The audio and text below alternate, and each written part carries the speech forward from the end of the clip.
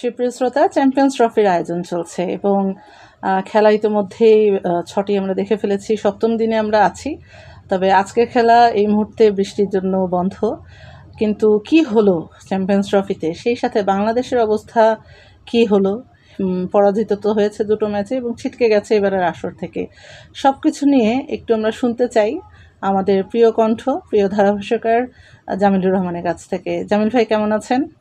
আলহামদুলিল্লাহ ভালো আছি, আপনি কেমন আছেন? আলহামদুলিল্লাহ ভালো আছি। আপনাকেই দেখাচ্ছি, আপনার কথাই শুনতে চাই যে বাংলাদেশের খেলা আসলে কেমন দেখলেন?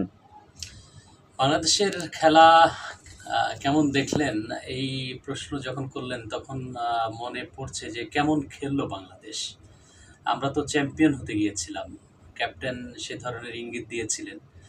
আসলে দেখেন, আমাদের ক্রিকেটের যে যাত্রা সেটা কিন্তু 1986 সাল থেকেই ওয়ানডে ক্রিকেটের সাথে পথ চলা। এরপরে ওয়ানডে স্ট্যাটাস 1999 বিশ্বকাপ আমরা প্রথম খেললাম। 99 থেকে 2023 পর্যন্ত আমরা অনেকগুলো বিশ্বকাপ খেলে ফেলেছি। টি-20 বিশ্বকাপ খেলেছি, টেস্ট স্ট্যাটাস পেয়েছি তো 2000 সালে, তারপর থেকে টেস্টও খেলছি। কিন্তু আমাদের যে উন্নতিটা, সেই উন্নতিটা যেন আমার মনে হচ্ছে যে এক জায়গায় থেমে গিয়েছে। বড় দলের পথে ছিলাম, পথে হাঁটছিলাম, কিন্তু সেই পথে হাঁটতে হাঁটতে যেন আমরা থমকে গেলাম। এই ধরনের একটা অবস্থানের মধ্যে যেন বাংলাদেশ ঘুরপাক খাচ্ছে এবং এই জায়গা থেকে উতরাতে পারছে না আমাদের ক্রিকেটাররা, বা আমাদের ক্রিকেট এগিয়ে যেতে পারছে না, এরকমই আমার কাছে মনে হচ্ছে।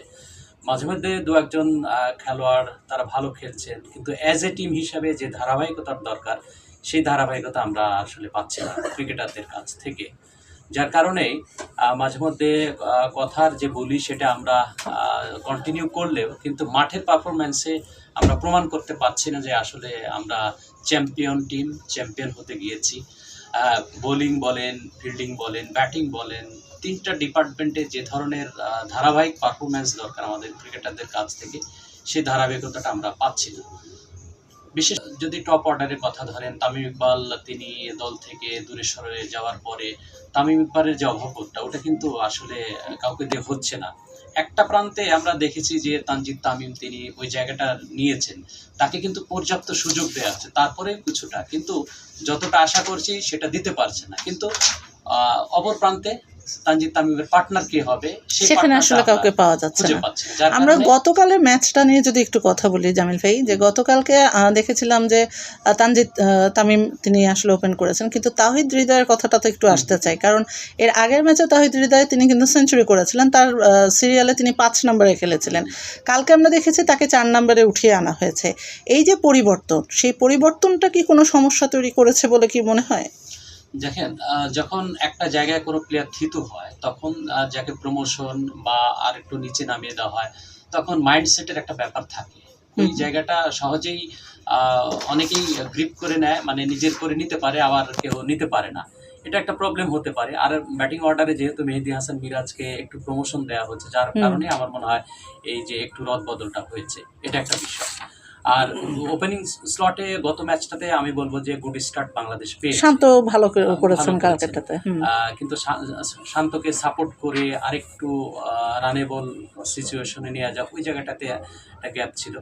আর মিডিল অর্ডারে যেমন মেহেদী হাসান মিরাজ একটা কি প্লেয়ার, অনেকে বলছিলেন যে অলরাউন্ডার, স্পিনিং অলরাউন্ডার হিসাবে তার উপরে অনেক নজর থাকবে, ভালো করার সুযোগও ছিল, কিন্তু মেহেদী হাসান মিরাজ সেই জায়গাটা ধরতে পারছে না, বলে ব্যাটে দুটোতেই সেভাবে ক্লিক করে দেখাতে পারছেন না। বড় বড় দলগুলো যেখানে দেখা যায় যে 300 রান তো করছেই হরহামেশে ওডিআইতে, এবং সেই সাথে 300 চেজ করে জয়ের রেকর্ডও হয়ে যাচ্ছে। এই আসরেই আমরা দেখেছি যে অস্ট্রেলিয়া কিভাবে আসলে ইংল্যান্ডের 351 রান সেটাকে চেজ করে তারা জয়লাভ করেছে। সেই জায়গা থেকে বাংলাদেশের 300 রানের স্কোর কিন্তু খুবই কম, মানে বলার মতো সেভাবে খুঁজে পাওয়া যায় না সহজে ওডিআইতে। আর এবারের আসরটাতে যদি একটু চোখ রাখা হয়, তাহলে দেখুন যে দুটো ম্যাচ খেলেছে, দুটো ম্যাচই আমাদের অলমোস্ট কাছাকাছি, মানে 8 রানের একটা ব্যবধান, আমরা এখনও 250 ঘরেও পৌঁছাতে পারিনি। তো এত বছর ওডিআই খেলে এই রানটুকু যে আমরা তুলতে পারছি না, এটার পেছনে মানে বড় কারণটা কি মনে হয়? এখানে আমার মনে হয় যে সেকেন্ড পাওয়ার প্লে যে সঠিক ব্যবহারটা, আপনার 11 থেকে 40 পর্যন্ত মিডল ওভার্সগুলো এই জায়গাটা রানেবল খেলতে হয় এবং মিডল অর্ডারের উপর ভরসা করতে হয়। মিডল অর্ডারে সেই জায়গা বড় ভরসা হচ্ছে আমাদের মুশফিকুর রহিম। আর সাম্প্রতিক সময়ে তো তাহিদ হৃদয় তিনি খেলছেন। তিনি যদি ফেল করেন তাহলে মুশফিক তাকে হাল ধরতে হবে বা মাহমুদুল্লাহ রিয়াদকে হাল ধরতে হবে। গত ম্যাচটাতে কিন্তু সেটাই হয়েছে এবং তার আগে মেহেদী হাসান মিরাজ যেহেতু আমি বলব যে একটু সময় তিনি পেয়েছিলেন, থিতুও হয়েছিলেন কিন্তু আউট হয়ে গেছেন। আর হৃদয় তো সেভাবে সময় পান নাই, খুব অল্পতেই আউট হয়ে গিয়েছিলেন। মিডল অর্ডার পুরোটাই কিন্তু কোলাপস করেছে, যার কারণে আপনি 300+ রান করতে গেলে 280 রান করতে গেলে মিডল অর্ডার্সের উপর ভরসা করতে হয় এবং তাদেরকেই ম্যাচটা টেনে নিতে হয় এবং বড় স্কোর ওই মিডল অর্ডার থেকেই আসতে হয়। ওই জায়গাটা বারবার আমরা ব্যর্থ হচ্ছে এবং বাংলাদেশ যে 230 রান প্লাস করেছে বা 236 রান করেছে আগের ম্যাচে, তাই দেখেন লেট মিডল অর্ডাররা তারা কিন্তু তুলনামূলক ভালো খেলেছে, যার কারণে ওই লেট মিডল অর্ডার আসলে সম্মানজনক একটা স্কোরে নিয়ে গেছে এবং গতকালকেও কিন্তু মনে হচ্ছিল যে 200 ঘরে আসলে পৌঁছাবে কিনা বাংলাদেশ, সেরকম একটা। আমরা বাংলাদেশ প্রসঙ্গত কথা বলছি যে, এবং এই আসরটা তো বাংলাদেশের জন্য শেষ হয়ে গেছে, যেখানে চ্যাম্পিয়ন হওয়ার স্বপ্ন বা কাপ জয়ের স্বপ্ন নিয়ে আমাদের ক্যাপ্টেন অনেক প্রতিশ্রুতি, অনেক কথা দিয়ে গেছেন, তো সেটার ধারে কাছেও আমরা যেতে পারিনি। আমরা বাংলাদেশ প্রসঙ্গটা থেকে যদি এবার আসরের প্রসঙ্গে আসি, আপনার কাছে কি মনে হয় যে কোন দল বা কোন দুটি দল ফাইনাল খেলার মতো মনে হচ্ছে আপনার কাছে?